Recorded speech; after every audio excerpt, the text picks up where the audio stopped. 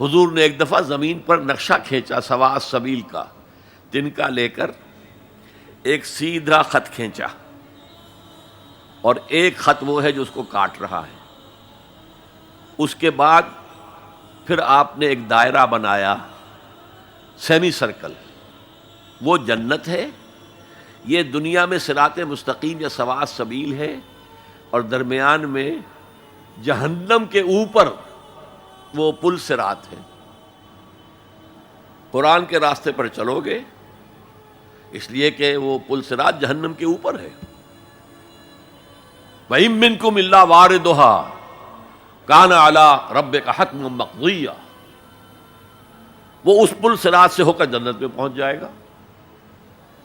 اور انسانی عقل کے نتیجے میں سوچو گے تو وہ لیفٹ سے شروع ہو کر اس خط کو کاٹتا ہوا وہ رائٹ کی انتہا کو پہنچ جائے گا۔ معلوم ہو ہم تو آسمان سے گرے اور کھجور میں اٹک گئے، پھر واپس آئے گا، چونکہ اللہ کی کتاب کو رہنما نہیں بنایا، پھر اس خط مستقیم کو کاٹتا ہوا اب وہ پھر لیفٹ کو پہنچ جائے گا۔ اس طرح آپ نے لکیریں کھینچی، یہ ٹیڑھے راستے ادھر سے ادھر، ادھر سے ادھر، ادھر سے ادھر ہو کر یہ جہنم میں جاتے ہیں سارے کے سارے۔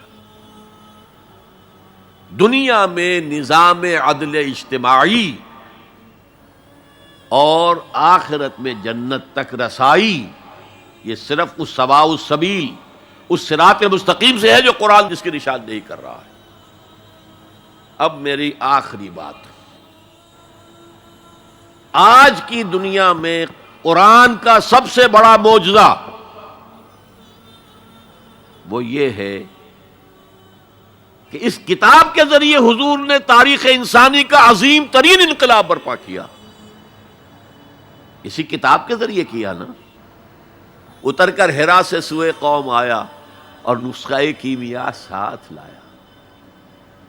اس سے ذہن بدلے، عقائد بدلے، سوچ بدلی، کردار بدلے، اخلاق بدلے، پھر انہوں نے طاقت بنا کر اور کوڑا بنا کر باطل نظام پر دے مارا اور نظام حق کو قائم کر کے دکھا دیا۔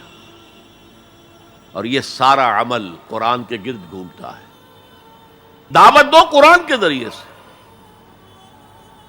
میں نے آج جمعے میں ایک مثال دی تھی کہ 5ویں جماعت سے سائنس کا مضمون شروع ہوا تو پہلا تجربہ جو ہم سے کرایا گیا وہ یہ تھا کہ لکڑی کا برادہ، جہاں لکڑی چیری جاتی ہے تو نیچے برادہ جمع ہو جاتا ہے، اور لوہ چون یعنی آئرن فائلنگز، ان کو گڑبڑ کر دیا، کہا انہیں علیحدہ کرو۔ کیا ایک ایک چنیں گے؟ اور پھر راستہ بتایا کیسے کرو۔ میگنیٹ ہاتھ میں لے لو، اسے پھراؤ، لوہا اس کے ساتھ چمٹ جائے گا، برادہ رہ جائے گا۔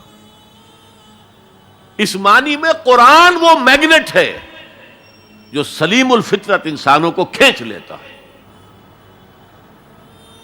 کوئی معاشرہ سلیم الفطرت انسانوں سے خالی نہیں ہوتا۔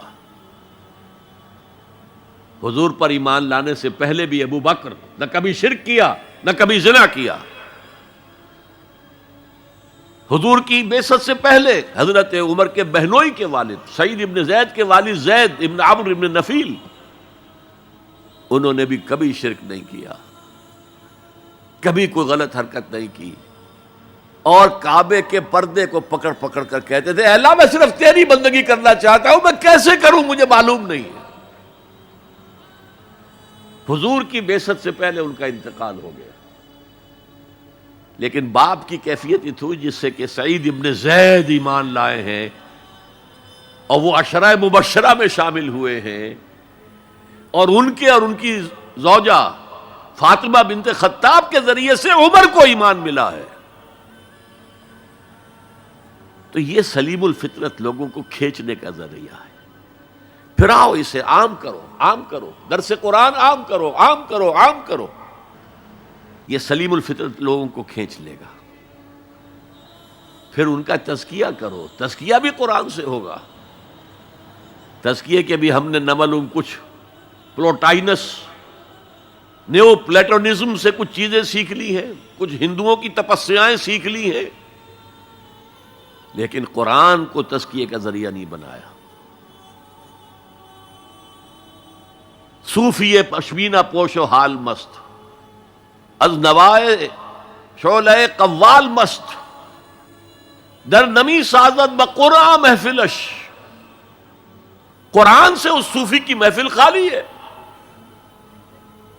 وہاں قوال کے اس سے حال آ رہا ہے، حال آ گیا، قوال کے شعر سے حال آ گیا. صوفی پشمینہ پوش حال مست، از شراب نغمہ قوال مست، در نمی سازد بقرآن محفلش. قرآن کے ساتھ در سازی نہیں. لیکن حضور کے طریقہ کار دیکھیے، حضور کی سیرت کے دو حصے ہیں.